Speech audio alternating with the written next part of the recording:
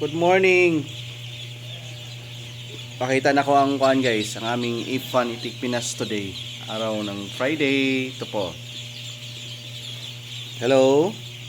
Good morning. Ito yung aming ginagamit dito sa Rimanok booster. Super healthy po. Ito yung mga lalaki. Yan. Okay.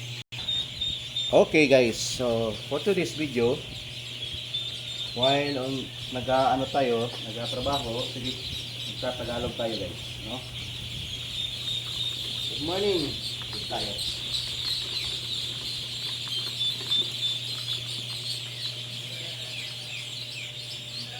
Alright, happy Friday. Holy Friday sa mga Christian, no? Okay. Glad tayo. Makita nyo. Ang lagyan nyo. Okay, so kasi namin tayong mga stocks ngayon about to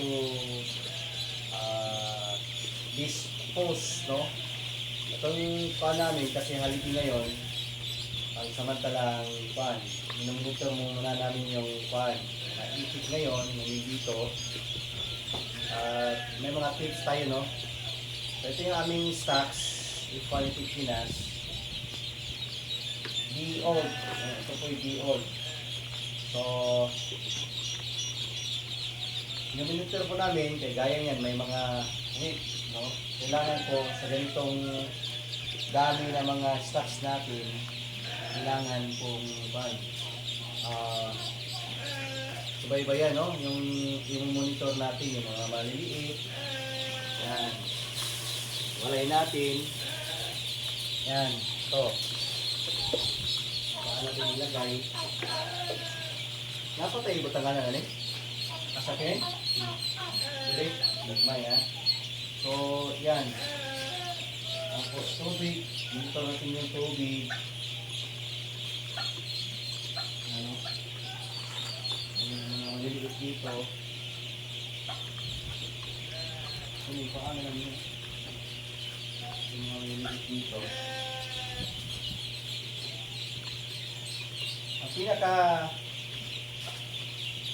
pinakakuan talaga dito guys na magiging successful tayo sa pag-aalaga ng mga ducklings ay isa lang po yung isa lang ang yan technique, no, sa akin kailangan po maging hands on, no, sa incubator at sa mga ducklings, no, kailangan from time to time i-check natin, no?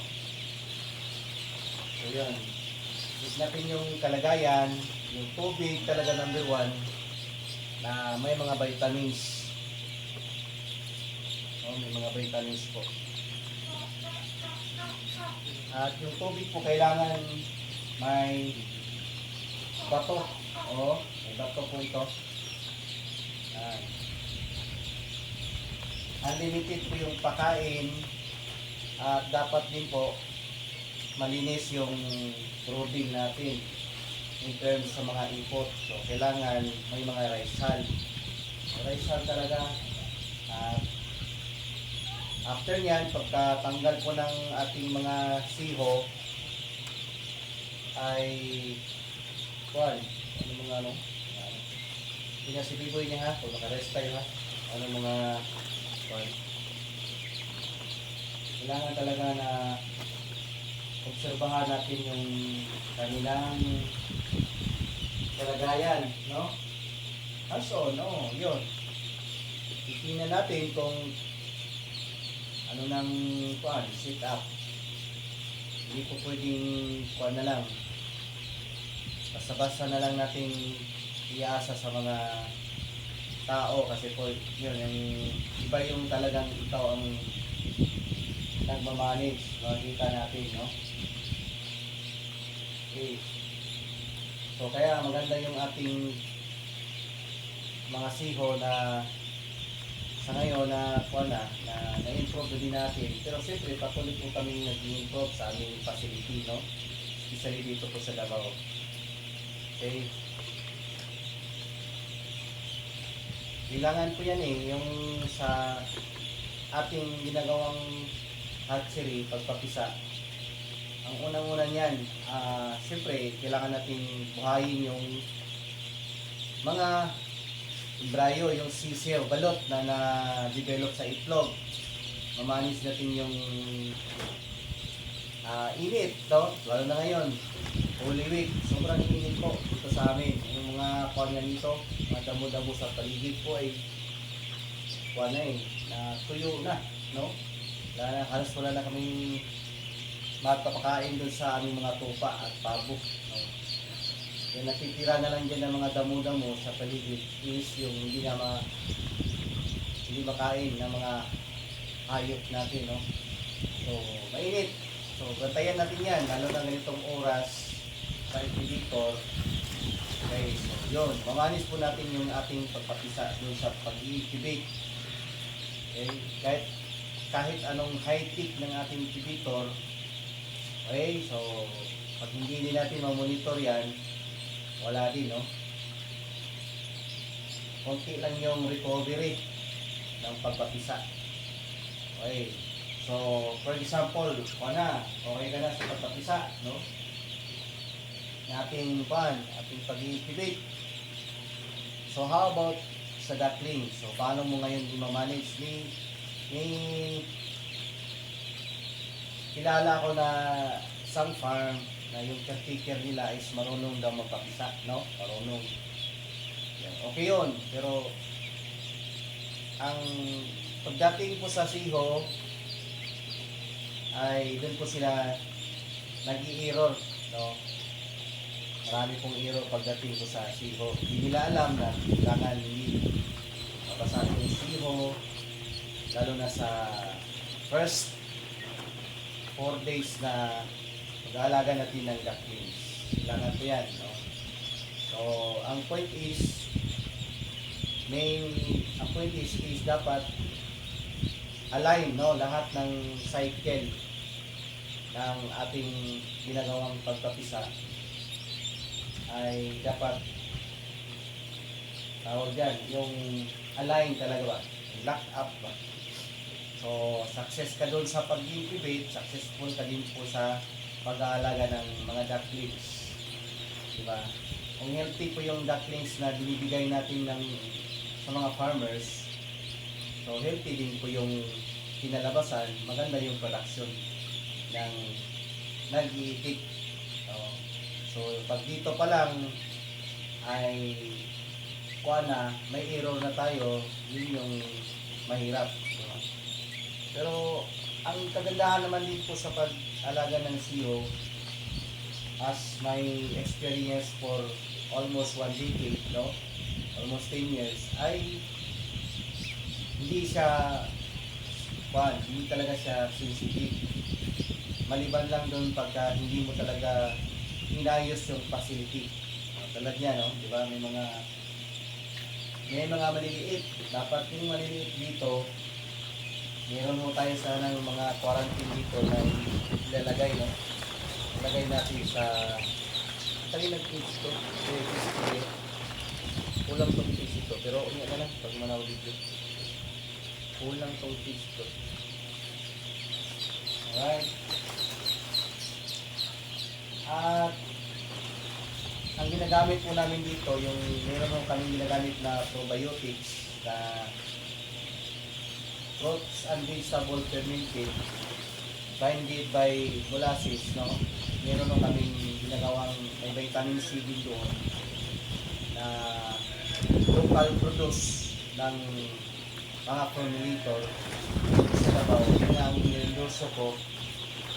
Pero wag pa lang, tawag dito yung nasa stage pa lang kami ng pagka-trial. Pero so far so good, marami namang since ginamit ko itong aming produkto ay yun guys, namo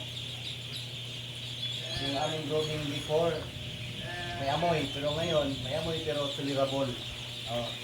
Nakakontrol po niya yung ammonia. Number 1 po yan, lalo na sa pag-ibig na maraming kabahayan, kailangan po makontrol natin yung amoy. Yun yung ginagamit namin, probiotics. Magkano yun? Nakita mo dyan? Bandit po to ng Safe for All Animals. Kita mo boy. Ang level nito, tinanggal na namin ito. Ang 1 gallon na ginagamit namin. Isang 50 ml nito, natumbas po ng 1 gallon na tubig. Isang concentrated po na 50 ml na probiotics, good bacteria. Natumbas po ng isang tubig, isang galon na water. Yan. Yan po among ginagamit. Kamusta na? Shout out po sa lahat po ng nakasubaybay sa ating isang channel. Les Songkit Vlog. Ito yung ating channel ngayon. Pero yung pinaka-active natin guys is Itik Farming Davao.